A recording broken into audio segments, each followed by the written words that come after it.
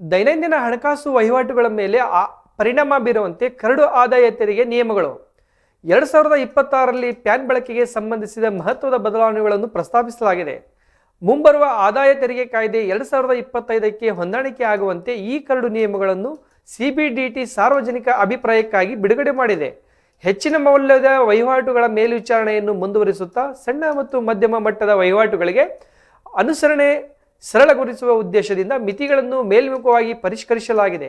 ಒಂದು ಹಣಕಾಸು ವರ್ಷದಲ್ಲಿ ಒಟ್ಟು 10 ಲಕ್ಷ ರೂಪಾಯಿ ಅಥವಾ ಅದಕ್ಕಿಂತ ಹೆಚ್ಚು ನಗದು ಠೇವಣಿ ಅಥವಾ ಹಿಂಪಡೆಯುವಿಕೆ ಮಾಡಿದಾಗ ಮಾತ್ರ ಪ್ಯಾನ್ ಕಾರ್ಡ್ ಕಡ್ಡಾಯವಾಗಲಿದೆ.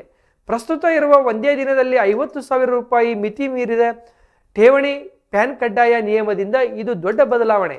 5 ಲಕ್ಷ ರೂಪಾಯಿ ಮೀರಿದ ಮೌಲ್ಯದ ಮೋಟಾರು ವಾಹನ ಖರೀದಿಗೆ ಮಾತ್ರ ಪ್ಯಾನ್ ಅಗತ್ಯವಾಗಲಿದೆ. ಇದರಿಂದ ಕಡಿಮೆ ಬೆಲೆಯ ದ್ವಿಚಕ್ರ ವಾಹನ ಖರೀದಿದಾರರಿಗೆ ವಿನಾಯಿತಿ ಸಿಗಲಿದೆ. 1 ಲಕ್ಷ ರೂಪಾಯಿ ಮೀರಿದ ಹೋಟೆಲ್, ರೆಸ್ಟೋರೆಂಟ್, ಸಮಾವೇಶ ಕೇಂದ್ರ ಅಥವಾ ಈವೆಂಟ್ ಪಾವತಿಗಳಿಗೆ ಮಾತ್ರ ಪ್ಯಾನ್ ಕಡ್ಡಾಯ. ಈಗಿನ 50,000 ರೂಪಾಯಿ ಮಿತಿಯನ್ನು ದ್ವಿಗುಣಗೊಳಿಸಲಾಗಿದೆ. ಆಸ್ತಿ ಖರೀದಿ, ಪ್ರಮಾಣ ಮಾರಾಟ, ಉಡುಗೊರೆ ಅಥವಾ ಜಂಟಿ ಅಭಿವೃದ್ಧಿ ವ್ಯವಹಾರಗಳಿಗೆ ಪ್ಯಾನ್ ಮಿತಿ 10 ಲಕ್ಷದಿಂದ 20 ಲಕ್ಷ ರೂಪಾಯಿಗಳಿಗೆ ಹೆಚ್ಚಿಸಲು ಪ್ರಸ್ತಾಪಿಸಲಾಗಿದೆ. ವಿಮಾ ಕಂಪನಿಗಳೊಂದಿಗೆ ಖಾತೆ ಆಧಾರಿತ ಸಂಬಂಧ ಪ್ರಾರಂಭಿಸುವಾಗಲೇ ಪ್ಯಾನ್ ಕಡ್ಡಾಯವಾಗಲಿದೆ. ಪ್ರಸ್ತುತ 50,000 ರೂಪಾಯಿ ಮೀರಿದ ಜೀವ ವಿಮಾ ಪ್ರೀಮಿಯಂಗಳಿಗೆ ಮಾತ್ರ ಪ್ಯಾನ್ ಅಗತ್ಯವಿದೆ. ಇವುಗಳ ಹೊರತಾಗಿಯೂ ಕ್ರಿಪ್ಟೋ ವಹಿವಾಟುಗಳ ಕಡ್ಡಾಯ ವರದಿ, ಸಿಬಿಡಿಸಿ ಮಾನ್ಯ ಎಲೆಕ್ಟ್ರಾನಿಕ್ ಪಾವತಿ ವಿಧಾನವಾಗಿ ಗುರುತಿಸುವುದು ಸೇರಿದಂತೆ ಹಲವು ಪ್ರಸ್ತಾಪಗಳಿವೆ.